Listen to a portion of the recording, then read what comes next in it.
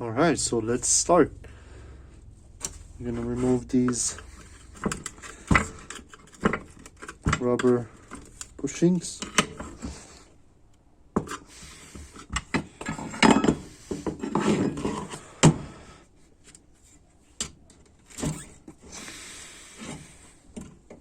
One right there. Second one. Third one. Fourth one. Right there. As you can see, you can buy these online.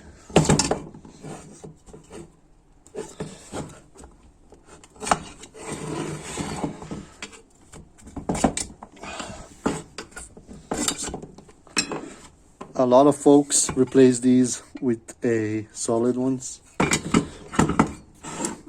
I'm not gonna do it. So there's a snap ring, a little washer, and this just slides out. Right, there is a composite, like a gasket, and there's one on the bottom as well, right there. Okay, so now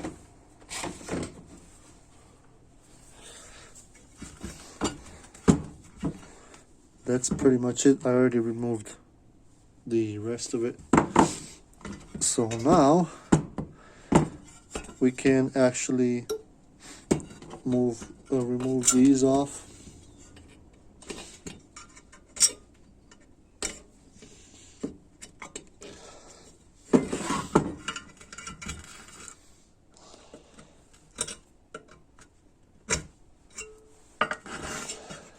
These just hold your lines, your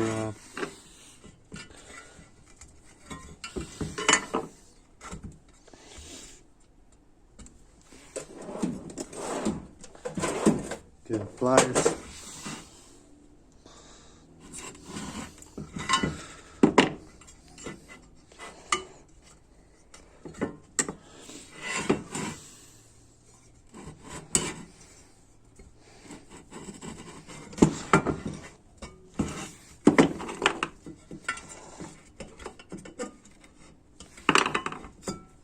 I'm not sure if I'm gonna reuse it, but yeah, fully stripped. Now it's ready for removing the rust, and that's on you how you're gonna do it. In my case, I will be sandblasting all of it. I might show you just a little process, just part of it. But yeah, there's nothing special. It's just a sandblasting. For you, you can sandblast it. You can sand it with sandpaper, even though it's gonna probably take forever. If you're not planning to powder coat this thing, then just a little bit of sanding, and then if you're just gonna spray paint it, then you don't need to sandblast it at all. Like I said, just a little bit of sanding will do that. So yeah, let's move on to the sandblasting.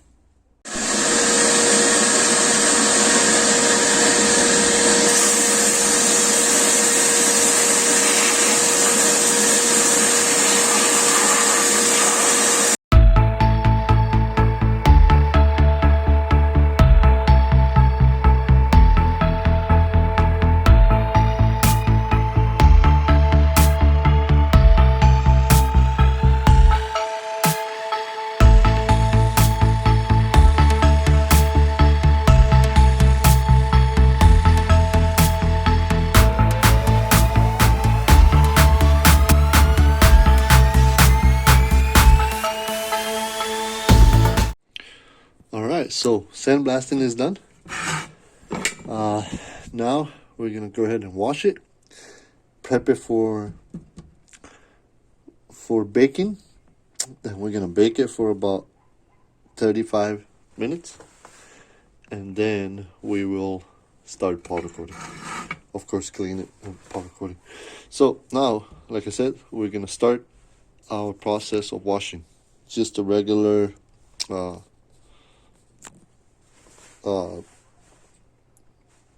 water and some soap, degreaser, and after that, like I said, we're gonna start baking it. So yeah, let's do that. All right, so it's been washed. I already washed it. As you can see, it's all dripping and everything. I hanged it in my smoker, which is my powder coating oven. I'm gonna close it, and then I'm gonna bake it for about 35 minutes on 400 degrees. So yeah, stay tuned for that. All right, guys, I got it out of the oven. It's all hanging right here, and I like to use one of these to clean it afterwards. Just spray it really good. It dries fast, evaporates.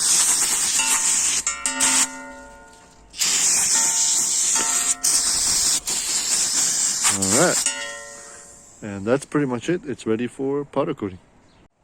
All right, so let's do it. I'm using a Harbor Freight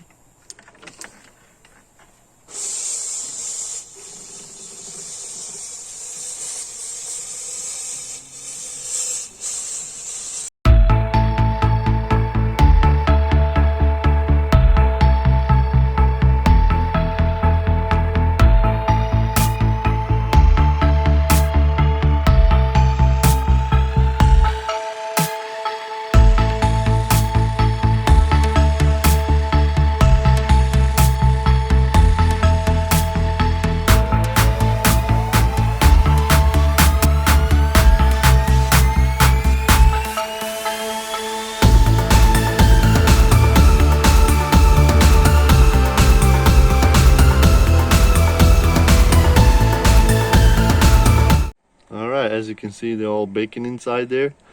Usually I'm gonna do 400 degrees and 10 to 15 minutes. So yeah, wait for that, and then after it's done, I'm gonna pull it out and you guys can check it out. All right, guys, so we are back. Powder coating baking is done. As you can see, it looks great, beautiful. I already installed these rubber bushings. All right, this piece over here, I did not powder coat it, but I did use a black paint, which it pretty much matches. Anyway, the powder that I use is a Harbor Freight powder, really cheap powder. I'm really happy with the results. I love this powder. So let's start talking about why did I bake the metal before powder coating. Well, a lot of time when you heat the metal to a certain temperature, it starts popping out all the dirty, like a grease out of the metal. So after it's all hot, and like I had it for 35 minutes in. Some people put it for an hour, depends on what you're doing. After you kind of cook it, then you take it out and then you wash it again. As I showed, I used a brake cleaner, and it worked great. So now I'm gonna assemble it and get this puppy going. I'm putting back the original rubber pieces. These are for the lines.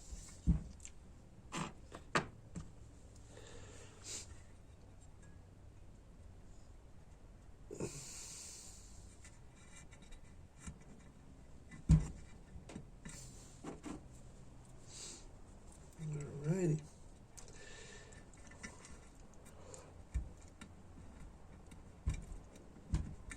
Okay. then one more right here.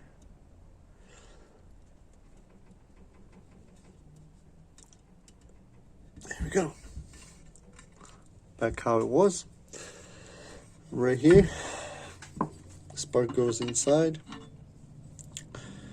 It actually goes like this, right? Oh, never mind. It's actually like this, and it goes like that. Now, I'm gonna use some silicone grease. Put it a little bit right there, like right there. Slide it in, and there you go. It already goes in easier. Push it on the bottom. Then we have these,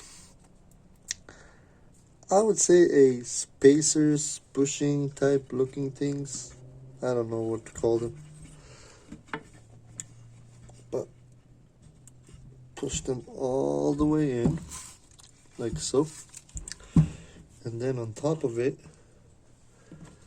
I believe there's this washer, and then we have this little snap ring, which I'm gonna have to use the pliers. In this case, I'm using Icon snap ring pliers, really good quality. I really like them. And we're just gonna put it in there.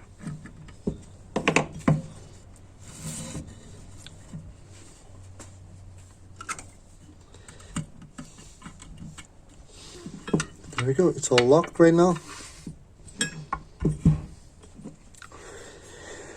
Alright, next thing is, I believe, this little level that goes on the side, right here. Goes in there, like so. Alright.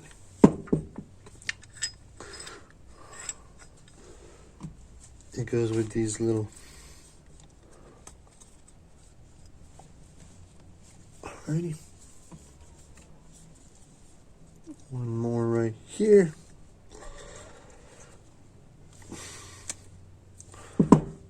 Sometimes this don't want to cooperate.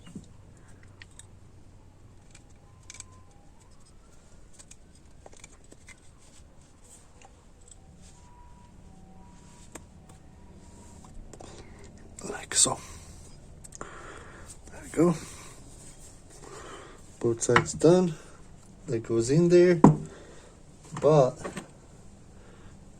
there's a little piece right here that this slides on, like so. We're gonna clean it.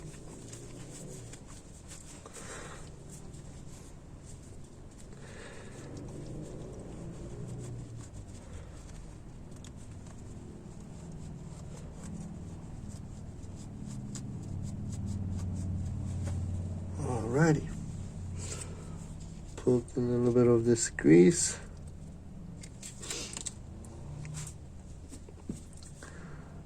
And this slides, supposed to slide in like that.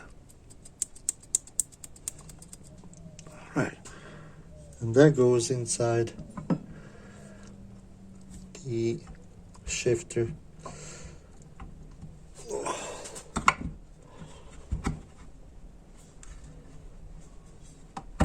There we go. It's all good. Now, this one right here.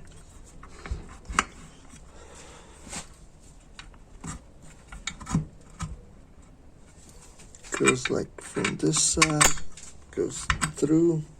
I think it's a longer one. Yeah.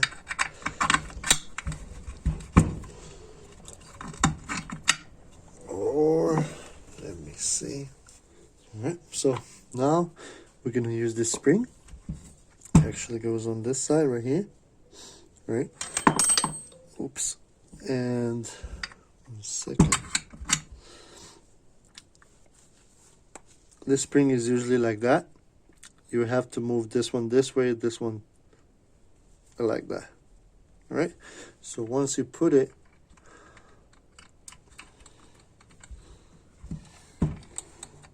you want this one attached over here and this one attached on the other side.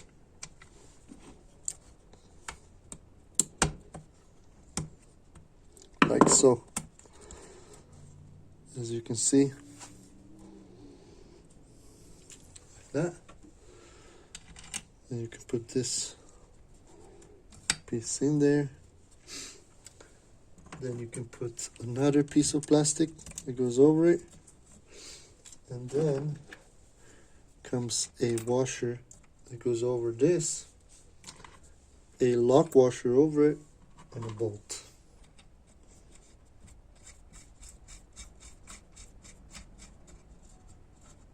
So there it is. You can see it one more time.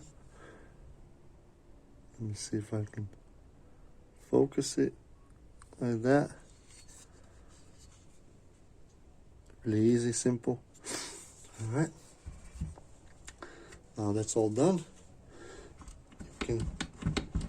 You can feel the tension now in your shifter. Alrighty. Now let's install this one right here. It's just a regular washer. And let me see if I have lock washer. Nope, just a regular.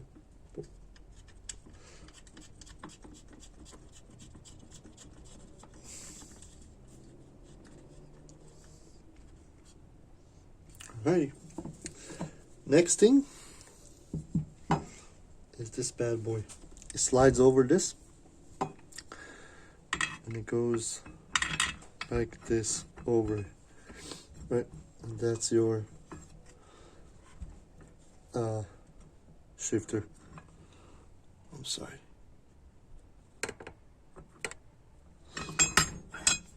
It goes over it like that, like so. All right, but we have to put those plastic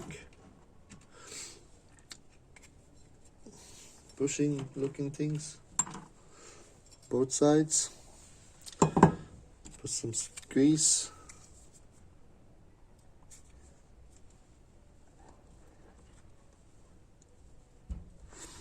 Make it all greasy.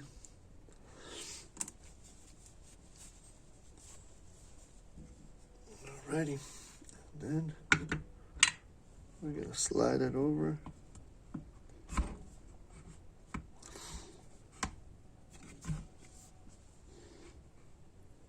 Alrighty, there is a big washer that goes over it, as well as a lock washer and a bolt.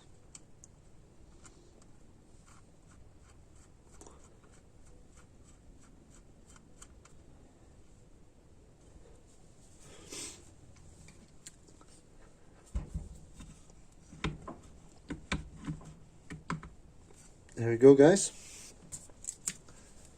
It's all done. A really easy do-it-yourself way to restore a old rusty shifter in pretty much any car. Pay attention, of course, where did what go, and take a lot of pictures. Just like I said, not hard to do it, as long as you take notes, pictures. That will help you to put things back together how they were. So yeah, thank you again, guys, for watching. Of course, like and share, subscribe if you're new. Check me out on Instagram as well, Poor Man's Car Garage. And of course, I'll see you guys next time. Laters.